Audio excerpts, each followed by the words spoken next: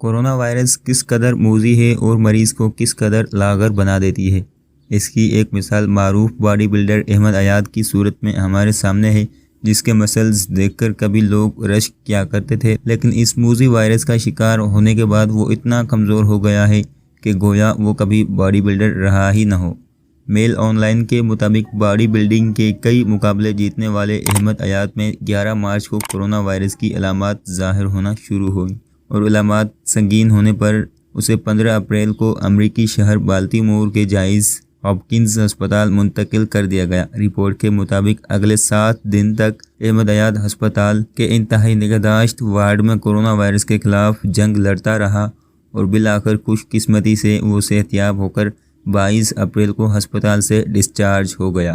مگر اس 1.5 ہفتے میں اس کے تمام مسلز ایسے غائب ہو گئے جیسے کبھی تھے ہی نہیں۔ 6 فٹ 1 انچ قد کے احمد ایاز کا وزن کورونا وائرس سے پہلے 97.5 کلو گرام تھا، جس میں 22 اپریل تک 7 دنوں میں 27 کلو گرام سے زائد کمی آ گئی اور وہ سوکھ کر کانٹا بن گیا۔ احمد ایاز نے اپنی کورونا وائرس میں مبتلا ہونے سے پہلے اور بعد کی تصاویر سوشل میڈیا پر پوسٹ کی ہے، جن میں پہلی تصویر میں اس کے قابل رشک مسلز ہوتے ہیں اور دوسری تصویر میں وہ انتہائی نحیف و نادار نظر آتا ہے۔ اپنی اس پوسٹ میں اس نے لکھا کہ کورونا وائرس کی قیمت میں نے اپنے جسم کی صورت میں چکائی ہے،